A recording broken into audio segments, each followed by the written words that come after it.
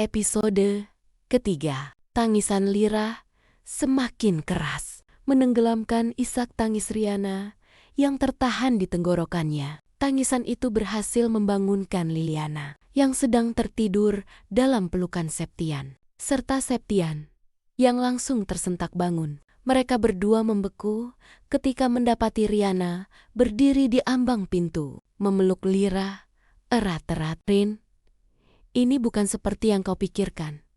Suara Liliana bergetar, panik, seolah mencari alasan yang bisa menyelamatkannya. "Riana, jangan salah paham. Aku hanya tertidur di sini tadi malam," tambah Septian. Nadanya tergesa-gesa. Riana memandang mereka bergantian. Pria yang ia sebut suaminya dan saudara perempuannya yang selalu ia percayai. Hatinya sangat bergetar, seolah tubuhnya tidak lagi mampu menahan luka yang baru saja dilihatnya. Ia ingin percaya, tetapi jika ia percaya, bukankah ia akan menertawakan dirinya sendiri, menjadikan dirinya badut di rumahnya sendiri? "Tapi, aku jelas-jelas melihatmu tadi." Suaranya tercekat, lembut namun penuh kesedihan. Cukup untuk membuat mereka berdua terdiam. "Riana, aku tahu kau pasti ragu. Aku mengerti." Liliana cepat menimpali. "Tadi malam setelah aku berganti pakaian, mataku tak bisa terbuka lagi. Kau tahu, aku mudah tertidur. Dan soal tadi, kau pasti juga tahu. Saat kita berada di alam mimpi, mustahil untuk menyadari lingkungan sekitar." Melihat Riana masih ragu, kini giliran Septian yang maju dan mendekatinya. "Apa yang dikatakan kakakmu itu benar. Maaf, aku juga kelelahan tadi malam dan tertidur setelah memberi Liliana uang. Jangan salah paham lagi, Rin.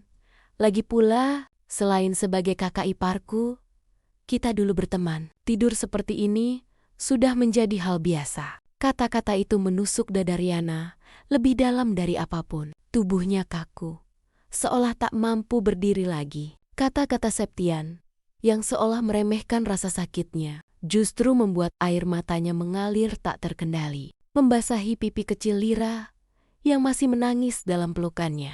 Melihat tatapan Liliana dan Septian tertuju padanya, Riana buru-buru menyeka sisa air matanya. Ia tidak ingin terlihat lemah, tidak ingin kedua orang yang dicintainya tahu betapa hancurnya hatinya saat ini. Meskipun ia telah mencoba menerimanya, telah mempersiapkan hatinya untuk kemungkinan terburuk, tapi mengapa masih terasa begitu sakit, seolah-olah belati berulang kali ditusukkan ke dadanya. "Rin," suara Septian terdengar lagi.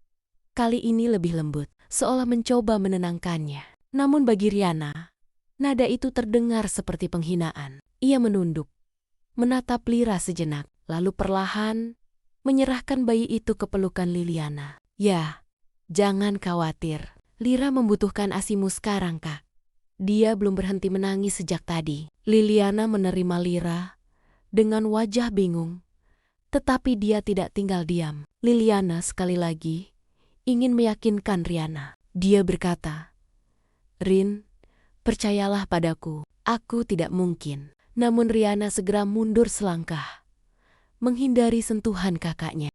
Matanya basah, tetapi kali ini ada sedikit tekad di balik air mata itu. "Kau tidak perlu repot-repot menjelaskan lagi. Aku mengerti." "Syukurlah," kata Liliana lembut, sebelum berbalik dan mulai menyusui Lira. Sementara itu, Riana mengalihkan pandangannya ke Septian. Suaranya terdengar datar, dingin, tanpa emosi, tetapi menusuk lebih dalam. "Mas, apakah kau masih ingin berada di ruangan ini dan membantu Kak Lili? Jika ya, aku akan keluar dulu." Riana segera berbalik, tetapi Septian dengan cepat mengejarnya. Begitu pintu tertutup, dia meraih lengan istrinya. Ketika Riana berbalik, jelas di matanya hanya ada kebencian padanya. Septian sulit mempercayainya. Bukankah Riana sangat mencintainya selama ini? Ia rela menjadi ibu rumah tangga, mengurus semua kebutuhannya tanpa bantuan pembantu, dan selalu menuruti setiap kata-katanya. Dengan kasar, namun penuh rasa takut kehilangannya, Septian menarik tangan Riana hingga tubuh kurusnya terperangkap dalam pelukannya. "Sayang, jangan marah lagi, oke? Aku benar-benar tidak bermaksud seperti itu. Ini semua hanya salah paham."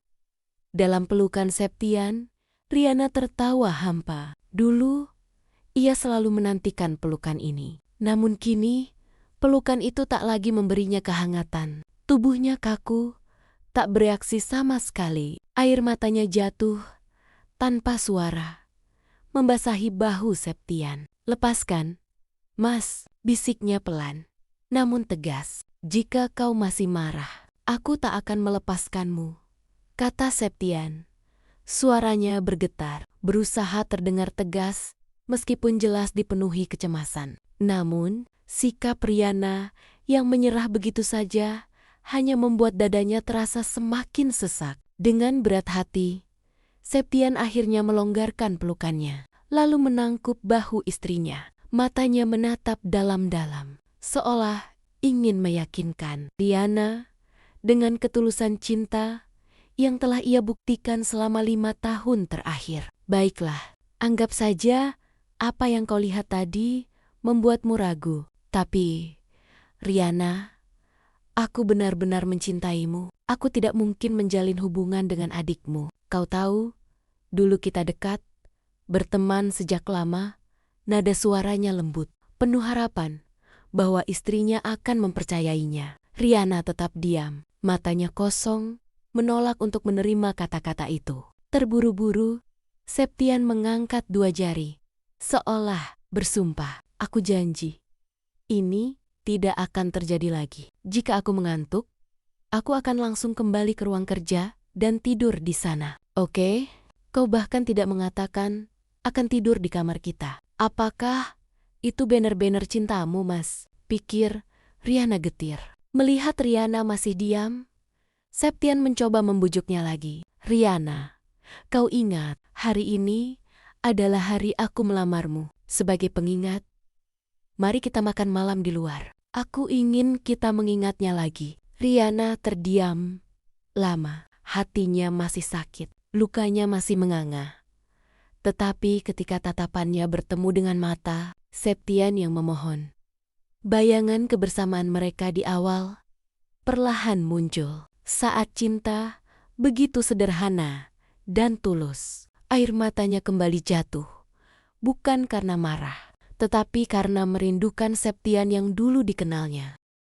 "Mas," bisiknya pelan, "mengapa kau selalu bisa membuatku ragu?" Septian segera meraih tangan Riana, menggenggamnya erat. "Karena aku tidak pernah ingin kehilanganmu, sayang. Kau adalah duniaku. Percayalah, tidak ada yang bisa menggantikan posisimu di hatiku." Riana menunduk, hatinya berkonflik antara logika dan cinta. Tetapi pada akhirnya, dia mengangguk sedikit. Bukan karena menyerah, tetapi karena ingin menguji Septian untuk terakhir kalinya. "Baiklah, baiklah," katanya pelan, hampir tak terdengar. "Aku akan pergi ke makan malam itu, Mas." Senyum lega langsung muncul di wajah Septian. Ia menarik Riana kembali ke pelukannya. Kali ini lebih lembut, seolah berjanji dalam diam untuk melindungi apa yang hampir berada di ambang kehancuran. "Terima kasih, sayang," kata Septian, lalu melepaskan pelukannya dan mencium kening Riana. Pagi itu, semuanya tampak kembali normal. Hingga waktu sarapan tiba, Riana telah selesai memasak nasi goreng favorit Septian dan menyajikannya di meja. "Nasi goreng dengan telur mata sapi favoritmu, Mas?" katanya lembut. Septian menatapnya sambil tersenyum, lalu mulai menyantap sarapan. Riana juga duduk di seberangnya. Meskipun hatinya masih dihantui rasa gelisah yang sulit ia pahami. Suasana di meja makan begitu sunyi. Hanya terdengar dentingan sendok dan garpu. Hingga tiba-tiba terdengar suara langkah kaki mendekat dari arah lorong. Riana menoleh, dan jantungnya langsung berhenti berdetak. Liliana muncul dari balik pintu kamar tidur dengan rambut masih acak-acakan, wajah tanpa riasan. Tetapi yang paling mengejutkan Riana adalah pakaian yang dikenakannya. Sebuah kamisol hitam tipis yang jelas terlalu terbuka untuk dikenakan. Di depan saudara iparnya sendiri. Sendok di tangan Riana jatuh ke lantai. Sementara itu, Septian alih-alih menoleh ke istrinya, buru-buru memalingkan muka, seolah tidak ingin terlihat terlalu memperhatikan Liliana. Dalam hatinya, Riana berteriak, "Ya Tuhan, Kak, apa maksudmu keluar dengan pakaian seperti itu?" Bersambung. Terima kasih sudah menonton videonya sampai selesai. Kalau kalian suka sama videonya, jangan lupa tekan tombol subscribe-nya ya. Terima kasih. Sampai jumpa di episode berikutnya.